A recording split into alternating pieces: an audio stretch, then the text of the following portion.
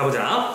자, 일단은 또 오늘 우리가 21학년도 구모평에 해당하는 지문들을 싹 다 훑어보고 있는 중인데 지금 이렇게 가, 나 지문으로 찢어져 있는 형태의 지문을 우리는 어쨌든 주제통합형 지문이라고 부르고, 이런 지문이 요즘의 트렌드죠. 지금 나온 지 한 3년차 되어가고 있는 중인데, 이런 지문은 뒤에 있는 문제 중에서 이 두 개를 정리하는 데다가 거기다 추가해가지고 다른 지문의 내용까지 엮어서 총 3개의 지문의 내용의 어떤 내용을 관통하는 형태의 문제를 출제하는 것이 핵심이 될 거라고 예상이 돼.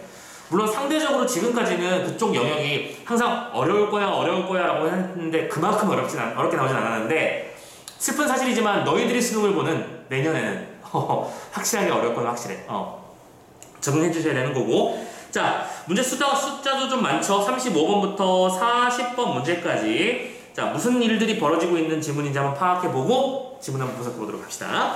자, 먼저 35번 딱 보면 가나의 공통적인 내용 전개 방식이야. 자, 내용 전개 방식 문제니까 키워드 몇 가지만 집어넣고 가면 될 것 같은데, 그지? 1번에 대립되는 관점이 수렴되어 간다. 수렴, 이런 단어가 보이고, 2번에 평가와 종합적 결론, 3번에 분석, 4번에 문제점과 대안적 관점, 5번에 사례를 중심으로 시대순으로, 이런 식의 말들이 나와 있어.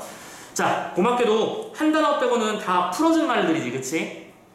예를 들어 5번 지문 같은 경우에는 시대순 나열, 우리는 이걸 조금 용어로 풀어보자면 통시적 관점이라고도 알고 있을 거고, 또 4번에는 대안적 관점, 이런 식의 말들도 딱히 어려운 말까지는 아니야. 근데 수렴된다라는 말을 지문에서 활용하는 게 그렇게 다 자주 있었던 일은 아니지만, 그렇다고 너희들이 무슨 뜻인지도 모를 만큼 어려운 지문까지는 아닌 것 같은데? 수렴, 할만한 단어지, 그지? 아마 니들이 선생님보다 더 잘할 거야. 자, 아무튼 전개 방식과 관련해서 어떤 단어가 적절할지를 예상해야 된다는 문제가 있다는 걸 염두에 두시고 다음 문제 넘어가 봅시다. 가의 형식론을 이해해보자 라고 되어 있습니다. 일단은 문제 안에 형식론이라는 말이 나와 있는 거 보니 인문, 철학, 예술 이런 쪽의 지문이라는 거 확실하게 느껴지시죠? 그 단어가 어디 있는지 빨리 보고 오면 가의 두 번째 문단에 벨의 형식론은 이라는 말이 나와 있을 거야. 자, 요 녀석에 대한 이해니까 당연히 이 문단 안에서 답의 근거가 대부분 잡힐 거야. 근데 만약에 이 문제가, 얘들아 이런 것도 일종의 센스라고 볼 수 있는데, 여기 가로 옆에 가로 열고 3점이라고 써져 있잖아. 그러면 답의 근거가 여기 없고 요 근처가 아니라 다른 문단에 가 있을 확률이 높아. 연결고리를 찾아야 되는 문제가 된다는 거지. 하지만 그렇게까지는 안 갔으니까 그냥 풀어주면 될 것 같아요. 37번, 가에 등장하는 이론가와 예술가들이 상대의 견해나 작품을 평가하는 말. 자, 이 문제는 어려울 것 같다라는 예상이 확실히 들지 않습니까? 그죠? 왜냐면 지문성에 나타나는 정보들을 다 비교한 다음에 이 녀석들을 심지어 다른 사람의 기준으로 판단해야 되는 문제이기까지 하는 녀석이니까. 이 문제가 정답률이 대략 44% 정도 나왔네요. 자, 이런 문제는 항상 어렵습니다. 지문성에 나타난 중심 정보를 파악하고 그 중심 정보를 근거로 해서 다른 주장을 비판하는 거니까. 게다가 이 문제는 보자마자 짜증나는 게 모방론자, 뒷샷, 낭만주의 예술가, 표현론자, 제도론자, 예술적인 불가론자 6가지 기본적으로 나온 것만. 그러면 각각의 특징들을 비교 분석하는 문제구나 판단하시면 되는 거겠죠. 44가 아니라 52%였구나. 내가 잘못 봤네. 자, 그럼 다음 문제, 세 번째, 38번 문제를 보면 비평문을 쓰기 위해서 미술 정람회에 다녀온 학생이 가와 나를 읽은 후 작성한 메모야. 봐봐. 어떤 문제? 가 지문 내용 판단하고 나 지문 판단한 다음에 보기의 내용과도 연결시키라는 문제겠지. 자, 이건 지금 당장 어떻게 할 수 있는 문제가 아니니까 지문을 꼼꼼하게 이해하겠다라고 생각만 하시고 넘어가시고, 다음 39번 문제.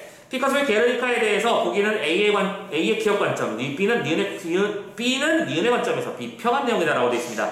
자, 피카소의 게르니카라고 하는 그림이 중요한 게 아니고 이 비평에 대해서, 이런 어떤 그 대상에 대해서 어떤 식의 비평을 했는지, 즉 기억의 관점과 니은의 관점의 공통점과 차이점을 정리하는 문제가 되겠구나. 그러면 지문을 읽을 때도 그 기억과 니은이 나왔을 때 그 비교의 리스트업을 만드는 게 중요하다는 거 생각하시면 될 것 같고요. 자, 마지막 40번 문제는 좀 독특하죠. 동음이어 문제가 너희들한테 좀 익숙한 녀석은 아니긴 한데 충분히 나올 수 있는 문제라는 걸 지금 약간 선언한 거랑 똑같아요. 참고로 20학년도 실제로 수능에서는 동음이어 문제는 나오지 않았습니다. 하지만 언제든 나올 수 있는 건 충분히 맞다. 나름대로 독특한 문제였죠. 아무튼 간에 이건 이따 잠깐만 풀어보도록 하고, 근데 정답률이 88이니까 그러니까 낯선 문제가 나오면 문제가 생각보다 어렵지 않아요. 차라리 낯선 문제가 많길 바라는 게 오히려 나을 지경일 거야. 하지만 우리한테 익숙한 문제, 일치불일치, 내용의 추론 문제, 보기 적용 문제는 고1 때로 보였다고 했었지, 선생님이? 어려울 수밖에 없습니다. 싸워 이겨내세요. 자, 이렇게 해서 총 다섯 문제 맞냐? 몇 개야 이거? 숫자도 좀 못세. 5, 6, 7, 8, 9, 10, 6문제구나. 자, 이런 문제 풀러 지문 분석 한번 해보도록 합시다. 자, 우리가 지문 속에서 뭘 해야 되는지 다 리스트업이 되게 끝났어요 지금, 그죠? 가지문부터 1문단부터 정리 한번 들어가 봅시다. 무슨 얘기했나 보자. 미학을 하면서 시작했어요. 미학. 그 선생님이 수업할 때도 자주 고3들 친구들한테 하는 얘기이기도 한데, 나중에 너희들 어쨌든 대학에 갈 거잖아. 이제 대학 가면은 꼭 듣기를 추천하는, 강추하는 그 비전공, 그러니까 그 비전공이라고 하면 안 돼. 땡큐. 교양 과목. 미학사 수업은 꼭 한번 들어보시길 추천합니다. 세상을 보는 관점이 확실히 달라져요. 미학이라든지 혹시 영화에 관심 많은 사람은 뭐 영화 개념 이런지. 그리고 학교마다 다 다른데 그 어느 학교, 그 학교 이름이 뭐였더라? 어느 학교인데 까먹었다. 그게 유퀴즈에서 나왔었는데 그 교수님이 성과 문화라고 하는 그 강의를 딱 열면 15초 컷이라며. 3초 컷이랬나? 성과 문화 뭔지 되게 궁금하다고. 그런 인기 강의들이 있을 거야. 그런 강의들을 들으러 가면 항상 재밌고 흥미진진하죠. 언제나 이성 문제는 항상 흥미진진한 게 맞거든. 어쨌든 간에 그런 강의도 재밌지만 미학 강의나 영화, 예술과 관련된 학문들은 전공하지 않는다고 해서 멀리하지 마시고 한 번씩 꼭 경험 삼아 들어보시길 강력하게 추천합니다. 자, 어쨌든 간에 여기서 미학 얘기를 하고 있습니다. 자, 예술과 미적 경험에 관한 개념과 이론에 대해서 논의하는 철학의 한 분야야. 지금 미학을 정의한 겁니다. 그죠? 넘어가고. 이 미학의 문제들 가운데 하나가 바로 뭐냐면 예술의 정의에 관한 문제야. 요게 바로 뭐예요? 주제죠. 미학 중에 예술을 정의하는데 항상 문제가 있다. 도대체 뭐가 예술인가를 따지는 게 항상 문제다. 그러면 이 녀석은 일단 요거에 대해서 각각의 어떤 입장들을 정리하는 질문이 되겠죠? 자, 다음 문장부터 바로 나오잖아. 예술이 자연에 대한 모방이라는 아리스토텔레스의 말에서 비롯된 모방론을 하면서 시작했죠. 우리는 이 녀석을 편의상 그냥 파란색, 중요한 거는 그냥 구분 빨리 하려고 하는 겁니다. A. 첫 번째 아리스토텔레스의 모방론부터 얘기를 해요. 자, 모방론. 아리 형님은 진짜 지긋지긋할 정도로 나오잖아요. 자, 아리 형님에 의해서 주창되었고, 핵심은 이거야. 예술은 자연의 모방이다. 그래서 대상과 그 대상의 재현이 닮은 꼴이어야 한다는 재현의 투명성 이론을 전제한다. 재현의 투명성 이론을 전제한다. 이때 이 재현의 투명성은 다시 한번 다른 말로 뭐라고요? 닮은 꼴이어야 한다. 오케이? 얼마나 닮았는가를 따지는 거야. 그래서 닮은 꼴이라고 하는 건 대상과 그 대상의 재현치라고 해야 될까? 대상의 재현. 이 두 개에서의 닮은 꼴을 말하는 것이다 라고 하는 주제가 나오고 바로 한 문단이 끝나버렸죠. 그죠? 자, 5번은 여기까지만 설명한 거야. 핵심 지점만 판단하면 되는 문제구나. 다행히 아까 우리가 선택지에서 되게 많은 양식들이 등장할 거라는 걸 예상을 했기 때문에 이 질문은 요 녀석들만 잘 정리하면 될 것 같아요. 자, 그러나 예술가의 독창적인 감정 표현을 중시하는 한편 외부 세계에 대한 왜곡된 표현을 허용하는 낭만주의 사조가 18세기 말에 등장을 했지. 자, B. 낭만주의. 언제 나왔어? 18세기 말에 프랑스를 중심으로 나왔고, 중요한 건 요 녀석의 특징은 뭐냐는 거야? 독창적인 감정을 중시하고 왜곡을 허용하는 입장이야. 이게 두 개가 기본 다르지. 좀 바뀔 수 있다는 거죠. 그게 말에 등장했으면서 모방론이 쇠퇴했죠. 이제 모방을 필수 조건으로 삼지 않는 낭만주의 예술가의 작품을 예술로 인정해줄 수 있는 새로운 이론이 필요했던 거야. 오케이? 자, 어쨌든 이런 두 개의 어떤 흐름 속에서 그 이론을 어떤 사조를 뒷받침하는 이론이 필요해졌는데 그 이론이 다음 문단부터 나오는 얘기겠죠. 가보자. 20세기 초 콜링 우드는 이름은 중요한 단어지만 잠시만 넘어가자. 진지한 관념이나 감정과 같은 예술가의 마음을 예술의 조건으로 규정하는 표현론을 제시했어요. 자, 일단 여기까지가 문제 상황이야, 그지? 이 문제를 해결하기 위해서 첫 번째로 동그라미 외원을 하자. 제일 먼저 나왔던 거는, 이것도 표시해 놓자. 콜링우드가 나와. 콜링우드는 뭘 주창했다고요? 표현론을 제시했어요. 그리고 표현론이라고 하는 건 뭘 말하는 거라고요? 예술가의 마음이야. 예술가의 마음이 중요하다. 참고로 이때 이 예술가의 마음에 해당하는 녀석은 뭘 말하는 거라고요? 진지한 관념이나 감정 같은 것을 말하는 것이다 라고 돼 있죠? 자, 누추하지만 선생님은 지긋지긋하게 다 쓰고 앉았지만 여러분들은 이거 구분만 잘 해주시면 돼요. 오케이? 표지만 잘 표시해놔. 자, 그에 따르면 진정한 예술 작품은 물리적 소재를 통해 구성될 필요가 없는 정신적 대상이야. 자, 그래서 진정한 예술을 이퀄 not 물리적인 게 아니고요. 오케이? 뭐가 핵심이라고요? 정신적 대상이고. 정신적 문제가 있다. 또한 이와 비슷한 시기에 외부 세계나 작가의 내면보다는 작품 자체의 고유한 형식을 중시하는 형식론도 발전했다. 자, 두 번째죠. 다른 사람이건 아직 안 나왔지만 형식론이 나왔어. 그리고 얘들아, 보자마자 이 두 개는 대입하는 짝이라는 거 당연히 느껴지죠. 그죠? 형식론에서 중요한 건 뭐냐면 예술가의 마음이 중요한 게 아니라 뭐다? 작가의 내면보다 굳이 쓸게요. 이런 단어는 우리가 지문을 읽을 때 되게 신경 써야 되는 단어입니다. 별표. 내면보다는 작품의 자체의 고유한 형식을 중요시한다는 거죠. 키워드 좀 다시 한번 표현해볼까? 이쪽은 마음과 감정, 이쪽은 고유한 형식. 자, 벨의 형식론은 그렇죠. 사람 이름 안 나올 필요가 없지. 벨이었어. 형식론을 주장한 사람의 핵심은 벨인데 이 사람은 예술 감각이 있는 비평가들만이 직관적으로 식별할 수 있고 정의는 불가능한 어떤 성질을 일컫는 의미 있는 형식이 있다. 그래서 의미 있는 형식이라는 게 있고 참고로 이건 누구만 볼 수 있다? 비평가들은 볼 수 있어. 해당 분야의 전문가들은 많이 보다 보면 그걸 느낄 수 있다는 거야. 그래서 이것을 통해 비평가들에게 어떤 미적 정서를 유발하는 작품을 예술작품이라고 보는 거지. 비평가에게 미적 정서를 유발하는 거. 오케이. 자, 그거를 예술이라고 불렀습니다. 되셨죠? 참고로 여기까지가 언제였죠? 20세기 초였습니다. 이런 단어는 왜 신경 쓰는 거냐면 분명히 문제에서 시간의 흐름에 따른 구성 방식도 분명히 존재했으니까 그걸 신경 쓰면서 보는 겁니다. 자, 다음 3분으로 넘어가 보자. 20세기 말이라는 게 처음에 나와 있죠, 그죠? 말이 아니구나. 20세기 중반이었구나. Sorry.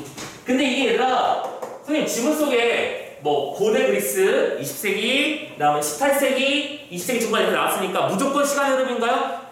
그렇지 않을 수도 있어. 선택지가 반드시 그렇게 되리라는 어떤 고정관념을 버리시고 그냥 일단 읽읍시다. 자, 20세기 중반에 뒤샹이 변기를 가져다 전시한 세밀한 작품은 하면서 얘기가 시작했습니다. 지금 보면 계속해서 끊어지는 게 보일 거야. 지금 내용을 잘 봐. 지문의 전체적인 구조가 뭐냐면 자, 가장 오래된 이론은 모방론이 있는데 모방론 다음에 낭만주의가 나왔단 말이야. 근데 그 낭만주의를 설명한 방법에 대해서 콜링우드는 이거를 벨의 형식론을 얘기한 거지. 그러니까 지금 이게 그냥 단순하게 리스트업된 게 아닌 거야. 오케이? 낭만주의를 설명하는 방법으로 표현론과 형식론이 있었던 거지. 그리고 다음 지금 뒤샹 얘기가 나왔어. 발음 조심해야죠. 뒤샹이 나왔는데 이 뒤샹이 또 이거 너무 유명한 거 아니야, 샘? 니들 다 알죠? 샘 모르는 사람 없지? 설마 혹시 모르니까 남성 화장실에 있는 저 변기 있지? 소변기? 그냥 그거를 하나 뜯어다가 전시실에 쫙 하게 갖다 놓고 밑에다가 샘이라고 제목을 갖다 놓고 지켜본 거야. 참고로 이때 여러분들 배경지식을 알면 좋은 게 이 뒤샹이 무슨 올해 문제작가 이런 사람 레벨이 아니야. 당대에 굉장히 권위 있는 예술가였거든? 예술 비평가이기도 했고요. 근데 그 예술 비평가인 자기 자신이 테스트를 해보고 싶었던 거야. 과연 예술은 이름빨인가? 우리가 흔히 유명해지면 똥을 싸도 박수를 받는다는 얘기를 하잖아, 그죠? 과연 그게 맞는가를 지금 이 샘이라는 작품으로 일단 테스트한 건 아닐까라는 예상이 들 정도로 되게 센세이션한 일을 벌인 거야, 그죠? 공장에서 찍어낸 도기류인 사람의 오줌을 받아내는 그 장치를 과연 우리는 예술이라고 부를 수 있는가? 테스트해보고 싶었던 거지. 뭐 아무튼 간에 자, 아무튼 이렇게 테스트함으로써 새로운 문제가 제기된 거지. 자, 그래서 보이시죠? 이제 새로운 문제 제기야, 이거는. 그래서 계속 가보자. 이 작품은 예술 작품으로 인정되지만 그것과 형식적이면서 전혀 차이가 없는 일반적 병기는 예술 작품으로 인정되지 않는 이유를 설명하지 못하게 되자. 오케이? 바로 다시 뭐예요? 예술의 작품으로 인정받을 수 있는 범위란 무엇인가에 대해서 다시 한번 논란이 만들어진 거야. 오케이? 자, 그래서 거기에 대해서 다시 두 가지 대응 이론이 나왔지. 하나는 하면서 이제 이 뒤에 이어지는 영어도 다시 편의상 3, 4로 표현해볼까? 자, 하나는 우리가 흔히 예술작품으로 분류하는 미술, 연극, 문학, 음악 등이 서로 이질적이어서 그것들을 전체를 아울러 예술이라 정의할 수 있는 공통된 요소를 가지지 않는다는 웨이츠의 예술 정의 불가론이 있어. 자, 이걸 3번이라고 해보자. 지금 이 문제, 이것도 흰색으로 똑같이 표시해볼까? 이 문제에 대한 해결책이야. 오른쪽에 쓸게요. 이어지는 내용을 표시해봅시다. 자, 그래서 3번. 예이츠의 예술 정의 불가론. 그리고 지금 제목 속에 많은 게 담겨있죠, 그죠? 예술을 정의할 수 있는 것이 아니다, 그런 말이겠지, 뭐. 그래서 이질적이라고 하는 그런 특성 때문에 공통 요소는 없다.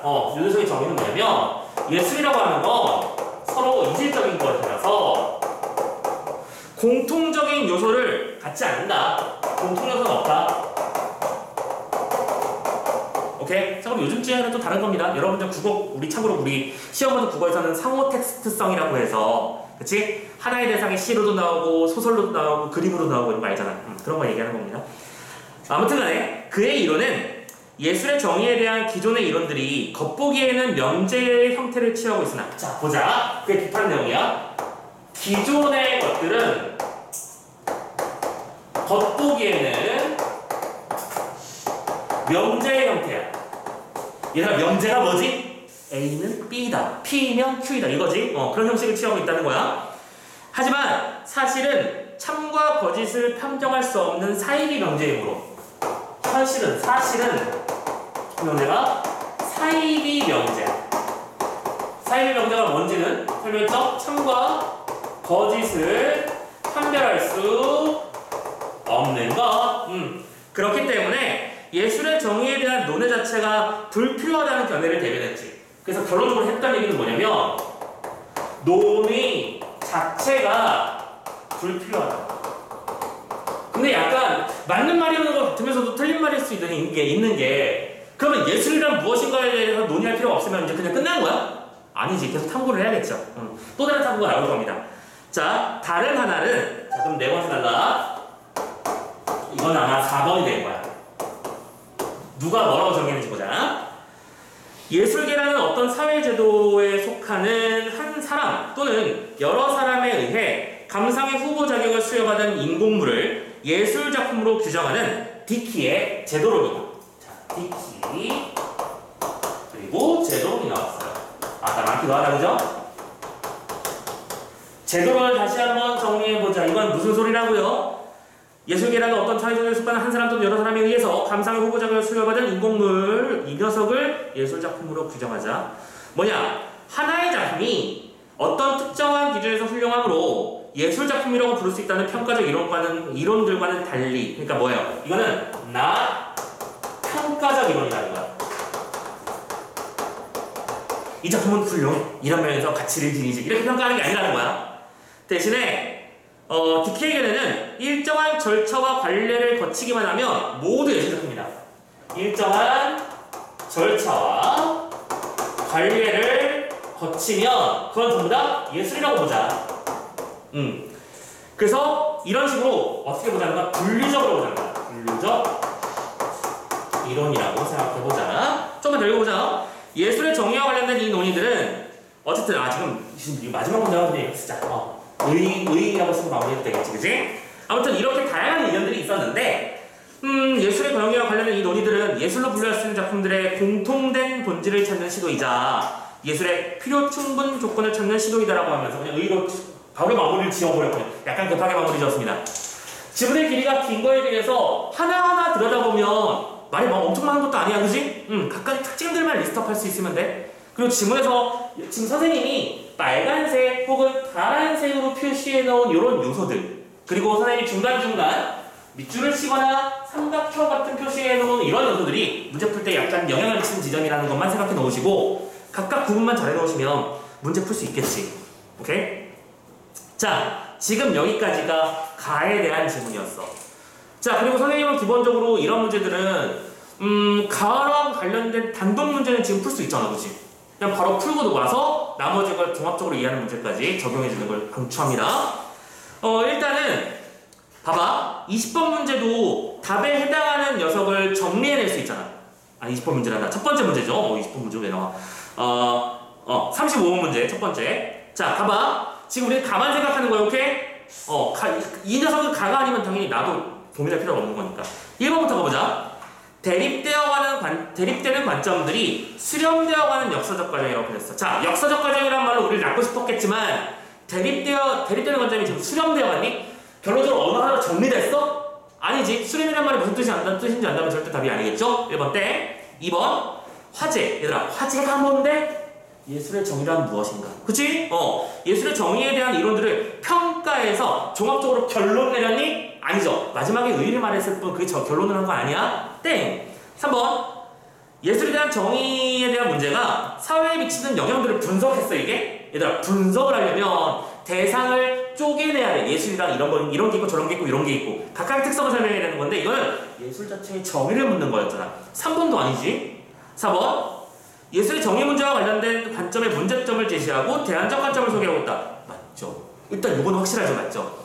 이런 론이 있고 이런 거에 대해서 이런 이론들이 있었는데 이런 문제가 또 생기니까 이걸 설명하기 위해서 이런 거랑 이런 게 나왔지 라고 하는 흐름이었잖아. 전체적인 흐름을 본다면 일단 4번은 맞을 가능성이 매우 높아 보여. 밑줄 쳐놓고 5번 화제와 관련된 화제 예술의 정의 문제와 관련된 하나의 사회를 중심으로 다양한 이론을 봐봐. 참고로 이 5번 선택지가 무려 선택률이 27%였어. 이 문제 정답률이 생각보다 낮았거든요. 지금 정답률이 결론적으로 57% 나왔는데, 오케이? 야, 솔직히 일치불치 문제도 아니고 지금 무슨 추론 문제도 아니야. 전개 방식 문제에서 저렇게 많이 틀렸잖아. 대부분의 오답이 5번에 가 있었어요. 오케이? 자, 5번에서 다양한 이론 보이지? 맞아? 시대순 맞거든? 그러니까 일단 가는 맞다고 생각한 거야. 잘 생각해봐. 앞에서 잘못된 게 있지. 하나의 사례를 중심으로 아니잖아. 그러니까 지금 첫 번째 문제를 틀리는 친구들의 가장 대표적인 특징이 뭐냐면 지문을 느낌으로 푸는 거야. 너 느낌으로 풀면 5번으로 끌려간다 얘들아. 조심해야 된다. 되게 다양했고요. 분명히 선생님도 지문 읽었더니 고대 그리스, 18세기 프랑스, 20세기 초, 20세기 중반 문제까지 결국엔 시대순을 맞거든. 그걸 끌려가 버리는 거야. 앞에서 무슨 말을 했는지 크게 신경 쓰지 않고 뒤에만 집중한 거지. 왜? 나한테 구미가 당기는 단어들이 등장해 있거든요. 조심해야 된다. 알겠냐? 이 문제가 주는 교훈 분명히 있었어. 그래서 일단은 결론적으로는 벌써 가밖에 안 읽었지만 답이 나와버렸지, 그치? 그럼 내가 할 일은 나도 이 수련 방식이 맞는가 확인만 해주면 되는 거야. 오케이? 한 문제 풀었고요. 두 번째 문제 넘어가 봅시다. 자, 두 번째 문제는 지금 풀 수 있죠? 정답률이 82 정도 나왔으니까 뭐 제법 할만한 문제였을 거라고 생각합니다. 가의 형식론을 이해해봅시다. 형식론 어디 갔어? 요거잖아요, 요거. 기억 형식론. 가보자. 내면보다는 자체 고유 형식, 의미 있는 형식, 비평가, 요말, 그치? 기억하고 1번부터 보자. 미적 정서를 유발할 수 있는 어떤 성질을 근거로 예술작품 여부를 판단한다. 어떤 형식, 내면보다는 자체 고유 형식, 그치? 비평가만 할 수 있는 그 무언가가 있다 라고 설명했으니까 1번이 답이잖아. 그죠? 너무 쉽게 1번 답이 잡혔고요. 그리고 우리는 이렇게 쉽게 답이 잡히면 나를 의심하세요. 내가 이렇게 답을 쉽게 잡았을 리가 없어 하면서 2, 3, 4, 5를 보죠. 한번 확인해볼까요? 2번 모든 관람객이 직관적으로 식별할 수 있는 형식을 통해 땡! 더 이상 읽을 필요가 없어 얘들아. 지금 여기서 뭐가 흘러먹었어? 모든 관람객이란 말씀이 안 돼. 이 글의 핵심은 뭐였냐면 비평가만이 알 수 있는 특별한 형식이 있다는 얘기였잖아. 자주 접해본 전문가들은 알 수 있는 것들. 그게 있다. 2번 땡이지? 3번. 감정을 표현하는 모든 작품은 그 작품이 정신적 대상이 아니어도 예술작품이다. 잠깐만. 감정을 표현하면 전부 다 예술이다? 이거는 벨이 아니라 콜링우드 주장이잖아. 엉뚱한 사람 주장을 들고 왔지? 네. 4번. 외부 세계의 형식적 요소를 작가 내면의 관념으로 표현한 것을 예술 조건이라고 주장한다. 잘 봐. 작가의 내면, 관념, 예술의 조건 이런 말과 보고요. 체크 따라가다가 틀리면 안 돼. 중요한 건 외부 세계의 형식적 요소라고 말을 했어. 분명히 아까 말한 거였지? 내면보다는 자체의 고유 형식이라고 했어. 맞냐? 자체의 반대말이 외부 세계 아니야? 그렇잖아. 완벽하게 뒤집힌 단어지? 이것도 아까 우리 앞에서 문제에서의 5번이랑 똑같은 얘기 해야 되는 거야? 앞에 단어에 끌려가면 안 된다는 거. 그죠? 분명히 내용보다 자체 고유 형식이 중요한 것이라고 말했으니 이 녀석은 4번이 될 수 없는 것이죠. 자, 마지막 5번입니다. 특정한 사회제도에 속하는 모든 예술가, 평가가 자격을 부여한. 아니야. 참고로 자격을 부여하고 막 모든 예술가 이런 얘기하는 거 보면 이거는 이쪽입니다. 제도론을 말하는 겁니다. 그러니까 엉뚱한 얘기하고 있는 거죠. 됐죠? 두 번째 문제도 풀렸네요. 기분이가 좋지 않나요? 자, 세 번째 문제도 풀린다. 가자. 참고로 이 문제도 난이도가 좀 있었어. 37번 문제 정답률이 이 녀석도 52%였네요. 그리고 이 녀석 같은 경우에는 자, 오답률 비율이 이랬습니다. 52, 6, 8, 19, 14. 그러니까 어느 한쪽으로 끌려가는 선택지의 문제가 아니라 다양하게 버라이어티하게 흩어져 버렸죠. 이렇게 흩어지는 문제는 보통 내가 뭘 하고 있는지 중심축을 못 잡은 친구들인 경우가 많은 편이야. 나도 그런 실수 안 하도록 조심해야겠다고 생각하시면서 37번 문제 풀어보자. 자, 하나씩 잘 따져야 돼. 문제는 분명히 뭐라고 했냐면 가에 등장하는 이론가와 예술가들이 서로 상대의 견해 혹은 상대의 작품을 평가하는 거래요. 즉 모방론자가 표현론자를 까고 평론자가 예이츠를 까고 이런 식이겠지. 가자. 1번부터 모방론자가 누구예요? 뒤샹에게. 자꾸 발음을 세게 해. 모방론자가 뒤샹에게. 자, 가보자. 당신의 작품은 샘은 변기를 닮은 것이 아니라 변기 잡채라는 점에서 예술작품이 되기 위한 필요 충분 조건을 갖추고 있습니다. 자, 잠깐만. 이 문장에서 저 뒤에 있는 마지막 말을 좀 쉬어말로 바꾸자, 얘들아. 그래서 그게 예술작품이 맞다는 얘기 아니란 얘기야. 맞다는 얘기지. 그리고 그 상태에서 다시 한번 읽어볼게. 당신의 작품은 닮은 게 아니라 그 자체이기 때문에 예술적이에요 라고 말했어. 누가 말했어 방금? 모방론자가. 얘들아, 모방론자의 중심은 뭐였죠? 닮은 꼴인지 대상을 얼마나 똑같이 재현하는 너가 핵심이야. 그런데 지금 1번 선택지에서 모방론자가 닮은 게 아니라라고 말했어요. 모방이 아니라라고 말하면 똑같은 거 아니야? 모방이 아니면 예술이 아니지. 무슨 말인지 이해됐어? 1번이 답이야. 그래서 1번이 답이었어. 자, 그래서 모방론자에게 제일 중요한 건 어떤 대상의 재현이고 대상 그 자체는 예술이 아니고 그 대상을 닮은 것을 예술로 잡았잖아. 무슨 말인지 이해됐죠? 그런 측면에서 1번 다 잡았습니다. 자, 그리고 문제 첨언하지만 2번, 3번, 4번 또 어떻게 낚였는지 보자고요. 이번에는 낭만주의 예술가가 모방론자예요. 자, 낭만주의가 뭐였더라? 오케이. 독창적 감정을 중점적으로 하고 왜곡을 허용하는 그 관례입니다. 가자. 대상을 재현하기만 하면 예술가의 감정을 표현하지 않은 작품도 예술작품으로 인정하는 당신의 견해. 여기까지 만지 볼까? 참고로 모방론자라고 하는 게 어떤 쪽이었죠? 어디다 썼어?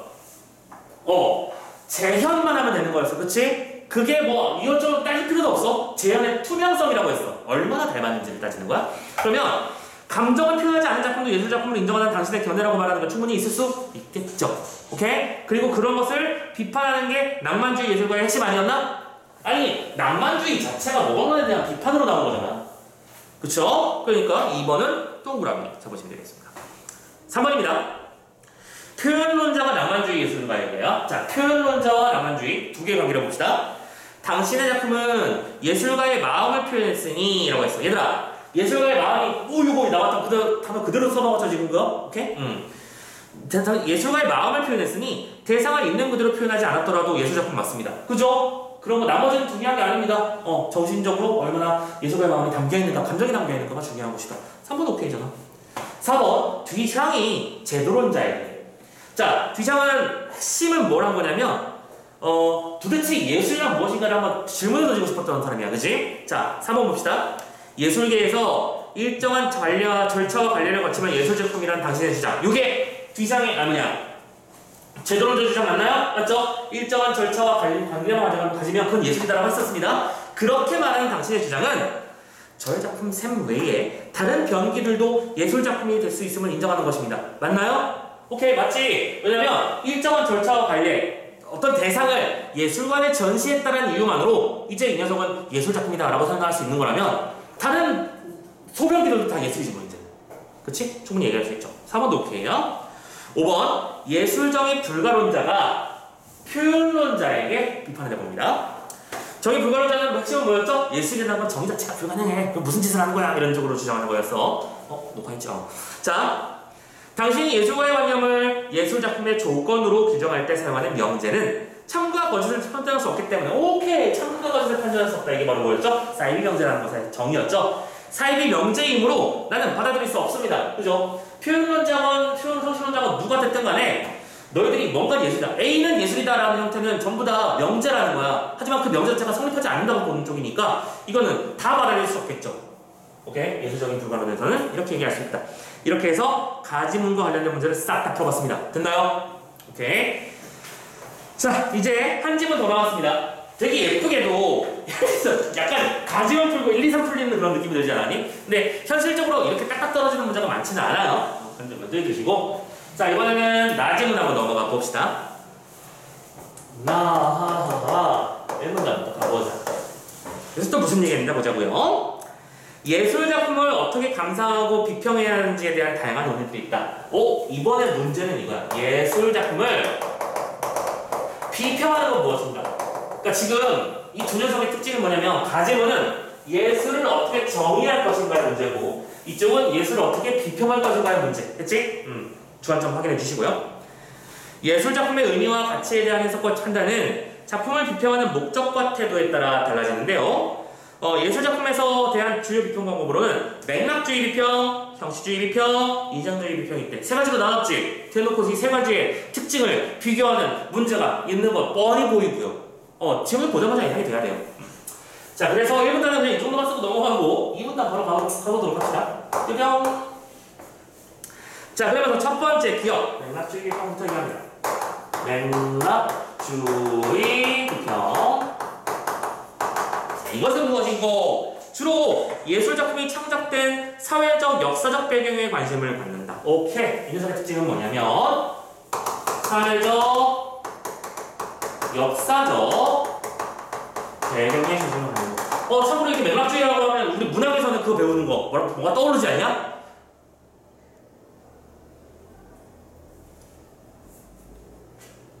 왜 그 단어가 생각이 나지? 표현론적 관점, 효용론적 관점.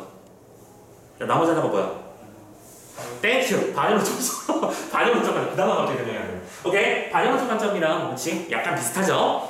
자, 아무튼 간에 요때 이 사회의 역사적 배경이 곧 뭐인 거야? 이게 맥락이랑 같은 말이에요, 얘들아? 오케이? 그걸 맥락이라고 부르는 거야? 그래서 비평가인 텐은 사람 이름이 텐이에요. 사람 이름이니까 따라서 써보자. 텐은 맥락주의. 오케이? 가자. 텐은 예술작품이 창작되던 당시 예술가가 살던 시대의 환경, 정치, 경제, 문화적 상황, 작품이 사회에 미치는 효과 등을 예술작품의 중요한 근거로 삼습니다. 키워드만 적자. 어쨌든 첫 번째 시대의 환경, 두 번째는 상황,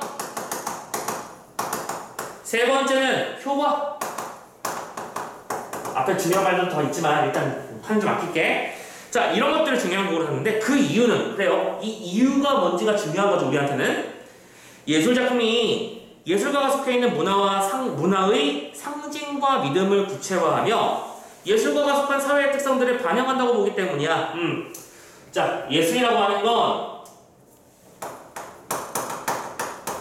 사회와 문화의 어떤 특성들을 구체화하는 것이고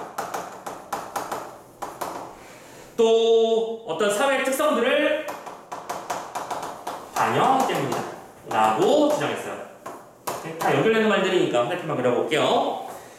또한 맥락주의 비평에서는 작품이 창작된 시대적 상황 외에 작가의 심리적 상태와 이념을 포함하여 가급적 많은 자료를 바탕으로 작품 분석하고 비평한다. 이거 중요한 말이지. 일단 플러스예요. 그러면 단순히 사회적 환경만 바라보느냐 그건 아니라는 거야.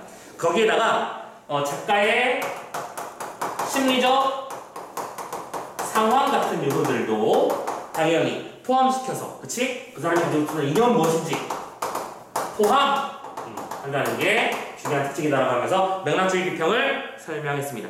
됐죠? 오케이. 여기까지는 일단은 뭐 충분히 있을 수 있는 말이고 어려운 말은 아닌 것 같아요. 근데 자, 3문단 가봅시다. 그러나 그리고 참고로 여기 단락이 딱딱 떨어지는 거 보면 그지? 이 녀석의 차이점을 가지고 이제 그 대상의 특징을 규명한다는 게 보이시죠? 가자. 그러나 객관적 자료를 중심으로 작품을 비평하라는 맥락주의는 자칫 작품의 외적인 요소에 집중하여. 오호, 좋아. 지금 이게 여기서 연결되는 거니까 이렇게 써볼게요. 이 녀석에 우리는 한계라고 부를 수 있는 거야 지금. 그치? 대상의 한계도 불구히 설명해주고 있는 거야. 한계는 외적인 요소에 치중한다는 거지. 외적 요소에 치중해. 그러니까 그거잖아. 결론적으로 어떤 사람이 뭔가 그림을 그렸다? 근데 그 그림이 어떤 환경에서 그려졌는지, 이때 당시에 이 나라는 어떤 상황에 빠졌는지, 이 그림을 그린 사람은 어떤 이념을 가지고 있었는지 이런 걸 따지다 보니까 정작 그림에서 무슨 얘기를 했는지 안 나온다는 거야. 오케이? 그래서 외적 요소에 치중한다는 문제가 발생하고 작품의 핵심적 문제를 훼손할 이유가 있다는 비판을 받죠. 오케이? 작품의 핵심을 외면하고 있다. 외면? 핵심을 훼손하는 문제가 있다. 자, 그런 비판을 받고 있기 때문에 이러한 맥락주의 비평의 문제점을 극복하기 위한 방법으로는 형식주의와 인상주의 비평이 있는 거야. 그렇구나. 잠깐만. 구도가 이렇게 되는 거야. 맥락주의가 있고 여기 한계를 극복하기 위해서 형식주의라는 게 있고 그 다음에 인상주의라는 게 있는 거지. 그 다음에 이제 이런 말을 써주면 오케이? 이렇게 구조가 나오는 거구나. 판단하시면 되겠고요. 자, 가봅시다. 그리고 참고로 요거를 이해하는 게 되게 중요한 게 우리 아까 풀었던 첫 번째 문제의 핵심이 이거였잖아. 앞에서 뭔가 문제가 제기되고 그 문제점에 대한 대안적 관점이 된다고 했었지. 그러면 이 녀석은 따질 필요도 없이 이제 앞에 첫 번째 문제의 답이 확정돼버리는 순간이었죠. 오케이? 좋아요. 자, 그럼 3문장 계속 가봅시다. 자, 그래서 형식주의 비평 얘기를 하죠. 자, 두 번째 형식주의 비평. 자, 가보자. 이 녀석은요 예술작품의 외적 요인 대신, 그럼 잠깐만 여기서 말하는 이 외적 요인이라고 하는 게 뭘로 압축된 말이었던 거지? 맥락주의지. 그치? 그럼 이렇게 써볼게. 녀석은 나 외적이야. 그리고 외적이라고 하는 거니까 맥락이야. 됐지? 맥락이 아니라 작품의 형식적 요소와 그 요소들 간의 구조적 유기성의 분석을 중요하게 생각하는 거지. 이 녀석의 핵심은 형식 요소와 그 형식 요소 간의 구조적 유기성. 얘들아, 유기성이라는 건 뭘 말하는 거지? 서로 긴밀하게 연결되어 있는 그 관계를 말한다. 맞죠? 자, 그러면서 이런 말을 합니다. 프리드와 같은 형식주의 비평가들은 이라고 말했고요. 예상대로 거기 연결되는 사람 나오죠. 프리드 나옵니다. 프리드 같은 사람은 작품 속에 표현된 사물, 인간, 풍경 같은 내용보다는요 선색, 형태 등의 조형 요소가, 그렇구나. 선, 색, 형태와 같은 조형 요소라든지 또 비례, 율동, 강조와 같은 조형 비례, 율동, 강조와 같은 조형 원리라고 불리우는 이 글자가 보이는 거 맞지? 원리와 같은 이런 대상을 예술작품의 우수성을 판단하는 기준이라고 주장했습니다. 이게 제일 중요해요. 이게 기준이야. 그게 프리드의 핵심이고 형식주의 비평의 핵심이기도 한 거네. 그죠? 작품 속에 담겨있는 형식이 제일 중요한 것이다. 됐죠? 자, 마지막 네 번째 단락 마무리해봅시다. 그리고 반대로 이번엔 인상주의 비평을 볼 거야. 자, 이거는 니은으로 나타났으니까 니은이라고 우리도 써보자. 니은 인상주의 비평. 이렇게 까놓고 보니까 생각보다 역시 마찬가지로 막 따라가기 어려운 질문까지는 아니야. 그치? 다행히 이거보다 깊이 들어갔으면 죽을 수도 있어. 그치? 엄청 어려워질 수도 있는데 일단 약간 수박과 딸기 같은 느낌으로 정리를 해주고 있습니다. 가보자. 모든 분석적 비평에 대한 회의적 시각을 알고 있어. 오, 중요한 말이야. 이 녀석의 핵심은 뭐냐면 모든 분석적 비평의 회의적이야. 회의적이라는 말은 X라고 대체해도 되지. 회의적이라고 하는 건 부정적으로 생각한다는 얘기입니다. 아니 왜 분석을 하고 앉았어요? 느껴야죠. 이 말을 하고 싶은 거 아닐까? 그지? 가보자. 그래서 예술을 어떤 규칙이나 객관적인 자료로 판단할 수 없다라고 봅니다. 판단 불가능하다. 자, 그래서 훌륭한 비평가는 대작들과 자기 자신의 영혼의 모험들을 관련시킨다라고 하는 비평가 프랑스의 말처럼. 자, 여기서는 관련인 프랑스가 나오죠. 이름이 프랑스예요. 지금 텐 프리드 프랑스 난리 났습니다. 지금 이름 몇 병 나오는지 대충 감도 잡히네, 그죠? 감은 잡히는구나. 대충 많이 나왔어? 아무튼간에 자, 그 말이 뭐예요? 훌륭한 비평가는 대작들과 자기 자신의 영혼의 모험들을 관련시킨다. 이게 뭔 소리야? 우리가 훌륭하다고 판단할 수 있는 여러 가지 작품들이 있고 그 작품을 자기 관점으로 자신의 영혼을 봐서 바라본다라는 얘기잖아. 그지? 이거는 조형 방식이 어떻고라고 하는 거 따질 필요 없고 이 사람의 작품의 어떤 배경이 무엇이었는지 작품을 만들 때 사회적 상황이 무엇인지 알 필요 1도 없고 대상을 보면 느껴지는 그 무언가가 있을 거야. 그게 중요해. 그래서 인상주의 비평은 비평가가 다른 저명한 비평가의 관점과 상관없이 자신의 생각과 느낌에 대해서 자율성과 창의성을 가지고 비평하는 거야. 중요한 건 자신의 입장에서 자율성과 창의성을 가지고 비판하는 거야. 저 훌륭한 비평가께서 이렇게 말씀하셨으니 이 작품은 이런 거겠지. 그런 생각할 필요 없다고요. 그냥 내가 보기엔 그런데요? 라고 하면 되는 거죠. 즉, 인상주의 비평가는 참고로 이렇게 즉이라는 말로 연결시킨 거는 앞에 있는 말들을 종합하기 위해서 쓰는 말이지. 작가의 의도나 그 밖의 외적인 요인들을 고려할 필요 없이 비평가의 자유의지로 혹시 쏟은 이거네요. 이걸 뭐라고 부른 거야? 자유의지.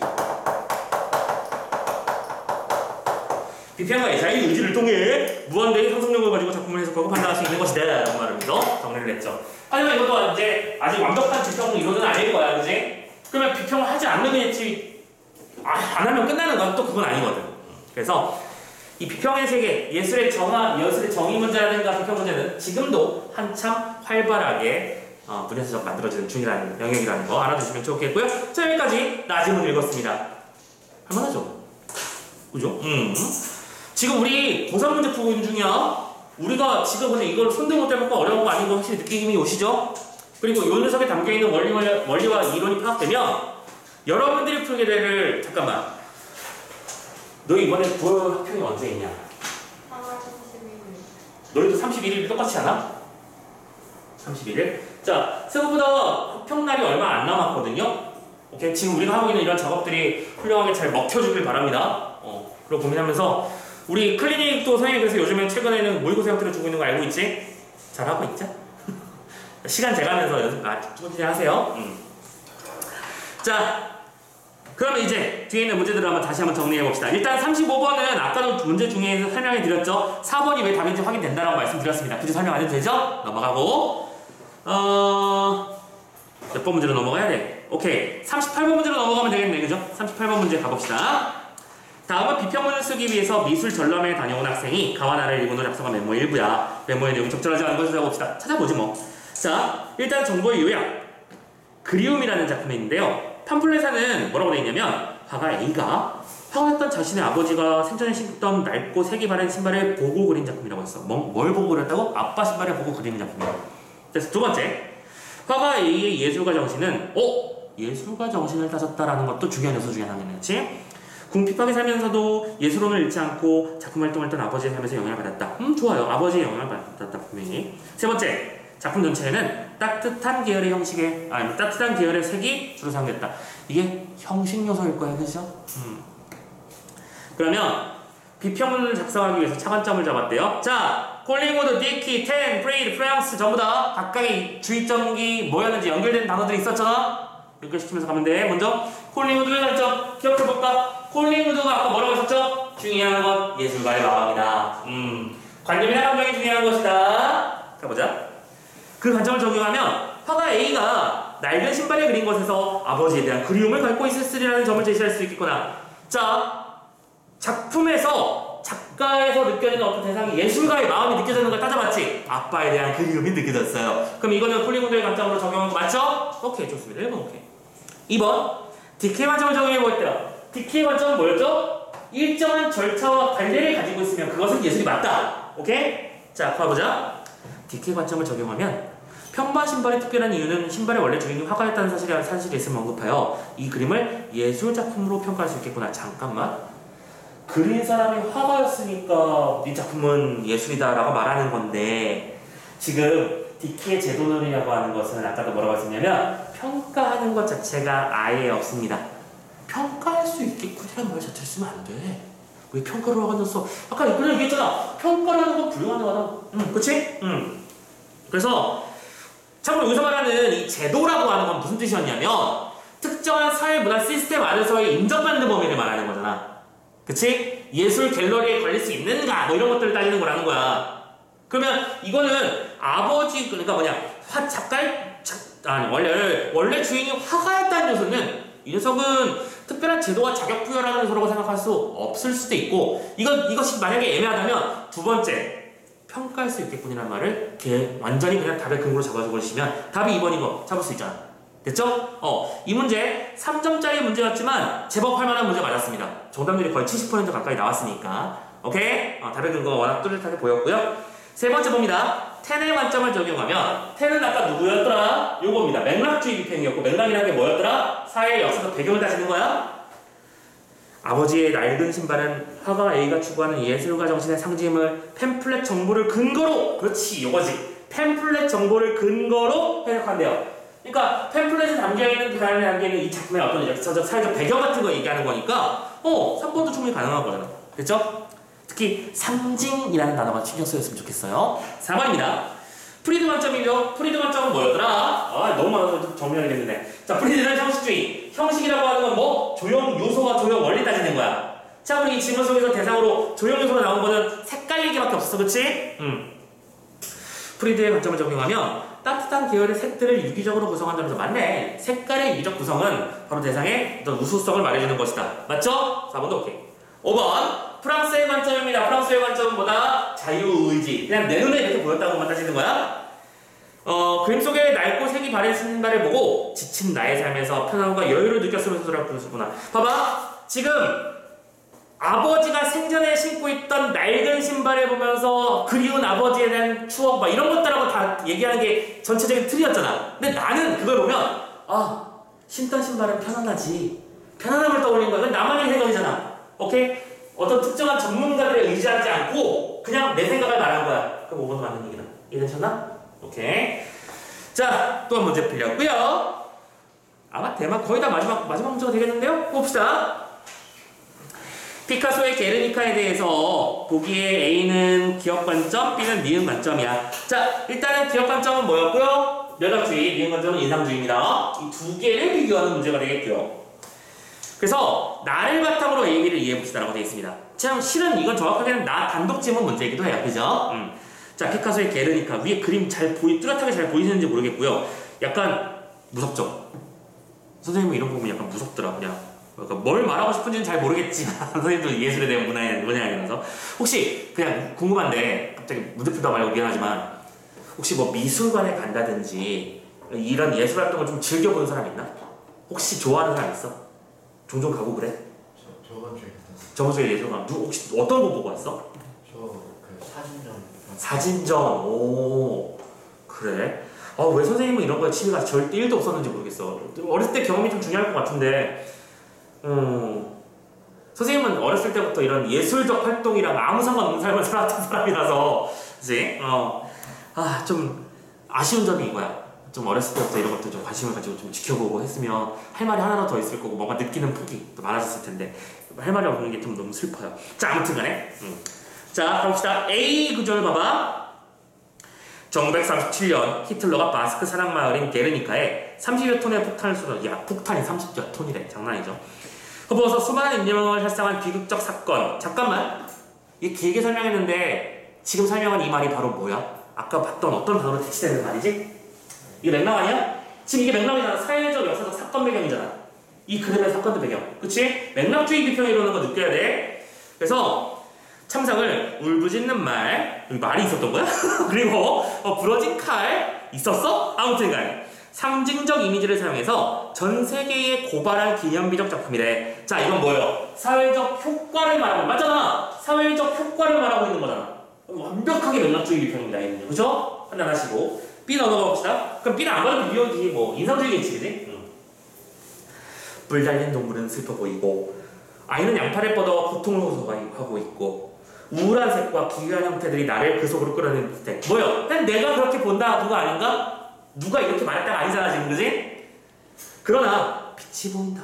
고통과 좌절감 속에서도 희망을 갈구하는 그런 느낌이 들려진다라고 말한 거니까 인상주의 비평한 거 맞습니다. 자, 그러면 A, B 입장으로 각각의 선택지를 한번 설명을 제대로 했는지 봅시다. 1번 맥락주의에서 37년 게르니카 이런 사건들을 언급한 것은 역사적 정보를 바탕으로 작품을 해석하기 위한 것이다. 맥락주의 맞지? 1번 오케이. 2번 맥락주의에서 비극적 참상을 전 세계에 고발한다고 설명한 것은 이 작품이 사회에 미치는 효과를 드러내고자 한 것이다. 아까 말했잖아. 사회에 미치는 효과가 중요한 것이다. 오케이. 2번도 오케이. 자, 3, 4, 5번은 인상주의 쪽일 거야. 가자. B에서 슬퍼 보이고 고통로소하고라고 서술한 것은 가로 좀 열어볼래? 가로 열고 작가의 가로 닫고 심리적 상태를 표현하려는 것이구나. 자, 괄호만 제외하면 맞는 말이지. 맞잖아. 근데 이게 작가의가 아니고 누구의 나와야 돼? 나의. 그렇지. 이 글을 비평하고 있는 나의 입장인 거잖아. 그치? 자, 2번 문제 세트에 되게 중요한 점이 지금 되게 많이 노출됐는데, 아까 오답 번호들이 어땠냐면 서로 맞는 말들이지만 엉뚱한 단어를 끌고 와서 선택지를 만들었던 것처럼 여기서는 뭐가 돼 있지? 되게 맞는 말 사이에 틀린 단어를 집어넣어서 우리를 현혹하고 있는 거 보이시죠? 작품을 대충 읽으면 틀리는 게 바로 이런 지점 때문인 거야. 완벽하게 이해하려고 해야 돼. 오케이? 자, 뭐가 잘못된지 확실하게 보이죠? 정답은 3번입니다. 4번 B에서 우울한 색과 기괴한 형태를 언급한 것은 비평가의 주관적 인상을 반영한 것이야. 비평가의 주관적 인상 맞죠? 이건 그냥 내가 스스로 생각했을 때 이렇게 생각한다는 거니까요. 색깔이 안 보이지만. 자, 맞아. 5번 B에서 희망을 갈구하는 이라는 서술을 한 것은 비평가의 자유로운 상상력이야. 맞죠? 이 글을 비평하는 나의 모습인 거니까요. 자, 오케이. 이렇게 해서 39번 문제까지 다 마무리 지었고요. 자, 마지막 40번 문제는 나름대로 동음이었는데, 그치? 자, 따져보는 거야. 먼저 전제하다라고 하는 건 먼저 내세우는 걸 말하는 거니까 문제 없고, 시기라고 하는 건 어떤 시점을 말하는 거니까 문제 없고. 근데 3번이 답이었죠? 지금 C 3번 선택지에 나오는 이론이라고 하는 건 앞에 이자가 무슨 이자냐면 다른 이자예요. 다른 의견이라는 뜻이야. 그치? 근데 지문 속에 나와 있는 그 A에서 나오는 이론이라고 하는 건 어떤 논리 정연성을 따지는 명제를 말하는 거잖아. 그죠? 사회학 이론 할 때 그 이론을 말하는 겁니다. 한자를 알면 너무나 쉬운 문제이기도 한 문제이기도 해. 자, 아무튼 정답은 3번. 근거는 근본을 말하는 거고, 시각이라고 하는 것은 정말로 눈에 어떤 보이는 것만을 말하는 것은 아니고 사물을 관찰하는 자세를 말하는 게 시각이죠. 그런 거니까. 자, 큰 문제는 없습니다. 유형은 새롭다. 오케이? 맨날 나오던 어휘 문제가 아니고 맨날 나오는 서술어 문제가 아니다. 하지만 그렇다고 해서 문제가 어려울 건 없다. 여기까지 말씀을 드릴 수 있겠네요. 됐죠? 오케이, 좋습니다. 자, 오케이, 여기까지 일단 오늘의 진도는 마무리 짓고, 선생님이 아까 예고해 드렸던 대로 시간이 조금 많이 남긴 하네요. 생각보다 많이 남았는데? 하나 더 할까? 자, 아무튼 약속은 약속이니까 지금 영상은 여기서 마무리하는 걸로 하고,